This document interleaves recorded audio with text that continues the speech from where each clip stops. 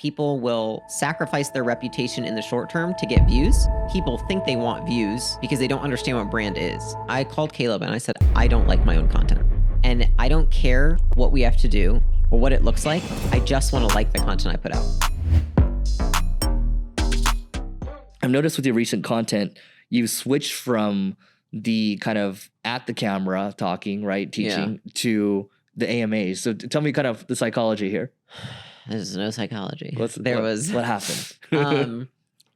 It was literally just like 1 week. I think I was at the gym and I was texting Alex because it was actually during the time that I let go of somebody on the team and I had to step back in and mitigate a ton of stuff because they had a very big role that they were filling and they were my direct report. And I also had a film session coming up where usually the prep takes me 10 or 15 hours to do. Yeah. Because I'm also not an expert, so it takes me longer than it would take some people. Prep session for content, okay, got it. Multiple YouTube videos, usually like 5 to 6. 15 hours? Well, if I'm writing 5 or 6 YouTube videos plus 50 or 60 shorts. Yeah, okay, it's for the entire. Yeah, that's a lot. You know what I mean? And I'm not an expert at it, so it takes me longer because I'm like, oh, this is shitty. Do it again. Still shitty. Alex, help. No. Yep. So that was happening, and I was just like, and then I was like, dude, why did we hire a content team? And then I was like, okay, actually, if I reversed back, Alex was making content. He had a lot of vendors he was using to do it. I stepped in and was like, I'm going to start making content. And I started working with those vendors. And I was like, oh my God, how do you do this? I'm losing my mind. I cannot, there's like all this like project management that I'm doing for these, like, this does not make sense. Yeah. And it feels like their incentives are not aligned with mine. Like they want me to get views, but I want to build a brand. Right. And what's the difference in your mind there? I think that people will sacrifice their reputation in the short term to get views. And then long term, they are harming the building of a brand, or at least building the wrong brand, not the one they want. And I think that a lot of people think they want views because they don't understand what brand is. And I think brand is playing the long game, which is being okay with getting less views in the short term, knowing that you will outlast everybody else because you will have the brand you want in the long term. Does that make sense? Yep. Makes total sense. And so, okay, now you switch to this AMA format. How's that going for you? I don't like direct to camera. And I told the team, actually, it was about a week and a half ago, I said, I don't want to do it anymore. Yeah. I want to do a few things. And I said, one is the vlog all day, because I feel like the thing is like direct to camera. It's like, I feel like my personality's not there. I seem like this. You're lecturing and nobody likes being lectured to. I'm talking like this intense bitch. And I don't like how that comes off. You know what I mean? Same here. I'm an intense bitch too. Super intense. I know. Yeah. Such a bitch. And then, vlog, I'm like, I love it because they can see like what I'm actually like, which is like, I'm actually really goofy. Yep. But I'm not comfortable enough to do that in a direct to camera setting, or even like in this set. I'm not going to be like super, you know what I mean? But it's like when they catch me in the day to day and with the team, I am that way. Yeah. And I want people to see that because I think that is actually the Leila that has created the team and built the culture, not the Leila they see. That's the real Leila. That's the real Leila that the team knows. Yeah. Like making faces, silly, shows up dressed like Alex randomly to make people laugh, like do whatever it is to like get the team spirits up. Like that's who I am. And so I want people to see that because I think it's important for them to know what leadership can look like and that it's not authoritative. Yeah. Because I'm not like that with the team. And so I feel like that's a better way for me to teach, and I enjoy it more, and it takes less time. So I feel like there's only been benefit to it. It takes much longer to edit. So the team has to grow. Yeah. So that's why it's tough. Like not everyone can do it because you have to we have a large team and it's expanding.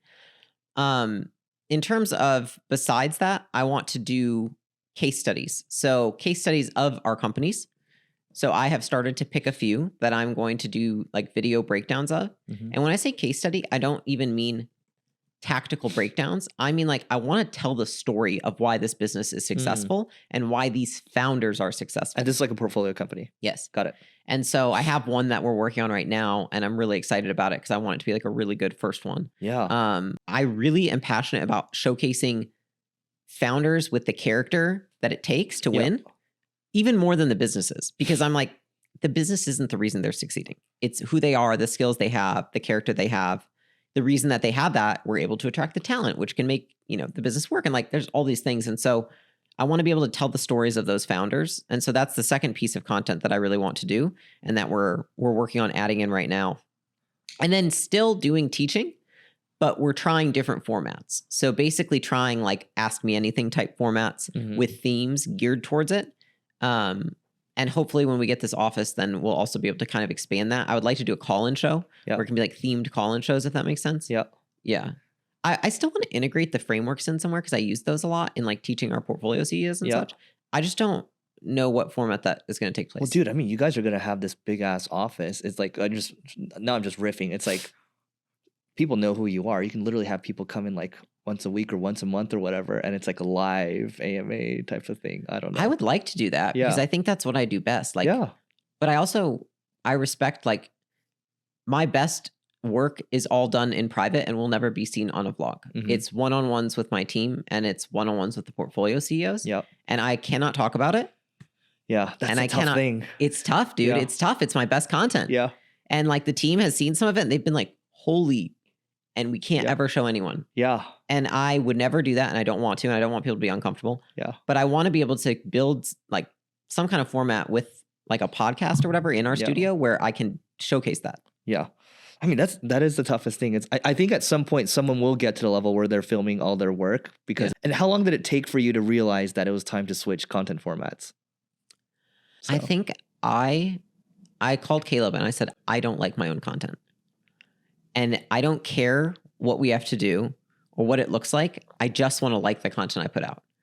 And I was like, I like when you see my personality. I like where you see me doing things live with the team. I like when you can see more in the day. And I like when I'm completely honest and transparent and it's not like a pre-scripted production. Like I want people to see the real stuff because what I want and have always wanted from people that I want to learn from is that.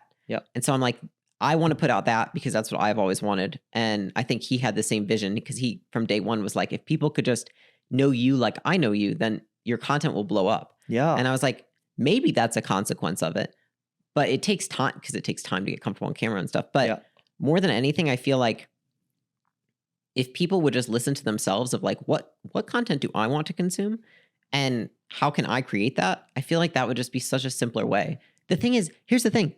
I don't watch anybody's content. I want to say this and make sure everyone's clear. I don't watch anybody's content. People I follow, they're muted. I don't watch anyone's content, not on Instagram, not on YouTube, like barely anything. Podcast, nothing. I consume nothing right now. It's ridiculous. Books. Like from a very long time ago. Like that's it. And so I don't even know what's working right now. People are like, oh, I see you got on this. I'm like, I have no fucking idea. I don't know. And I actually feel like that's an advantage because I'm like, whatever, it's working for me right now. Because I'm not looking at what other people are doing. I've never once copied a video. I've never looked at a video and be like, I'll make my own version. Not one time. And so I think I would just like more of that. I like how it for both of you, it's like, we're just going to do what works for us. And like, it is what it is, right? You guys can do it your way.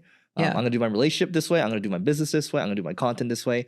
Well, it's like, even when I see like somebody copy my content, I don't get angry, but I just am like, damn, like you're losing. You know what I mean? Because like you can't ever make it better than the original. And it's not authentic to you. It's not what you actually think or feel. You know what I mean? Well, I just don't want to do that. At least people are copying it. That's amazing. That's good. Oh yeah. So this shit's good.